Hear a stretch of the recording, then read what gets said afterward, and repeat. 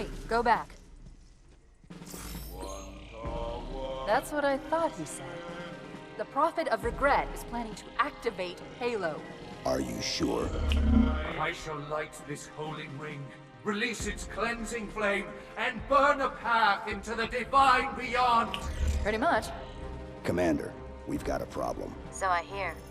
But from what I understand, the Prophet will need an object, the Index, to activate the ring. I've located a library similar to the one you found on the first Halo. If the rings work the same way, the Index should be inside. I'll bet the Covenant are thinking the exact same thing. Then we better beat them to it, Sergeant. Extract your men and meet me at the library. Yes, ma'am. I'll secure the Index, Chief. You take out the Prophet. He's given us all the intel we need. Hello everyone, I'm RobtheMod. Welcome to part 22 of Halo 2 Anniversary on the Xbox Series X, part 1 of the level Regret, and this section of the level is called Testament. Now it's actually quite short, not as short as part 3 is going to be, but part 2 is like the longest section. Now presumably they know that the Honor Guards have been taken out, because that's why these Covenant are here. But yeah, we're just basically going through this temple. Now, I don't really think there was anything kind of really like this in the original game, was there, if you think about it?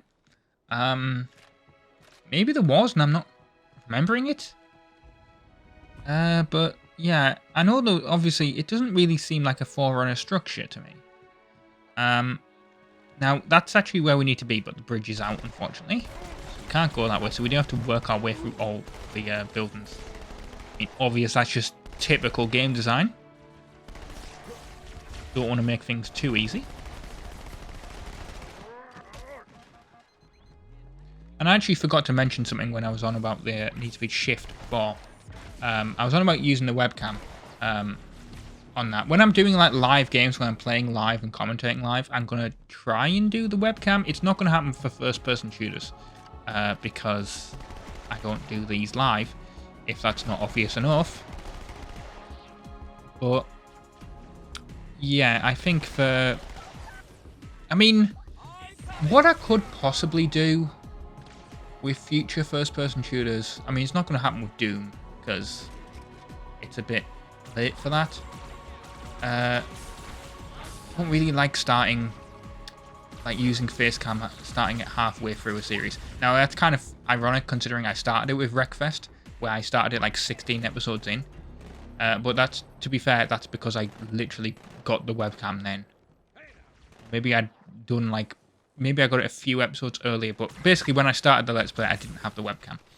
But yeah, what I'm kind of thinking maybe, because the way I'm recording needs to be shift, is that because I record in 4K, I can kind of zoom in to I have my webcam kind of to the left of my image, so it's not part of like the actual game footage. I know a lot of people, when they do webcam, it's how I did it on Wreckfest.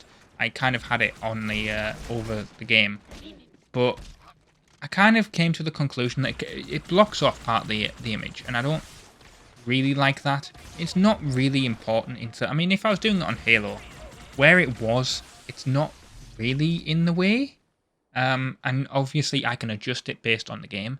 So like if it was in the way, like in Wreckfest, I think it might have been in the way of the speedometer of the car, but there was like a mini map on the left and I couldn't really place myself there, so I kind of decided that the speedometer was like the bit that people didn't really care about. With Halo, I could literally just put myself on the right hand side of the screen if I was doing it that way. But the way I've done it is I've kind of just put the game in. It still takes up most of the screen, but like I'm to the left of the image.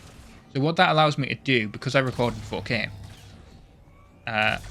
is that I can take the image and kind of just zoom in, and you don't really lose any quality of it. But if I need to do like a reaction, I can just cut to obviously that other shot where it's zoomed out, or I can do the kind of thing that like it's modern YouTubers do, where they like zoom in to like get a face reaction or whatever. Now, I could do that for Halo, for like Halo 3 and whatever. If anything interesting happens and I don't, die during that section.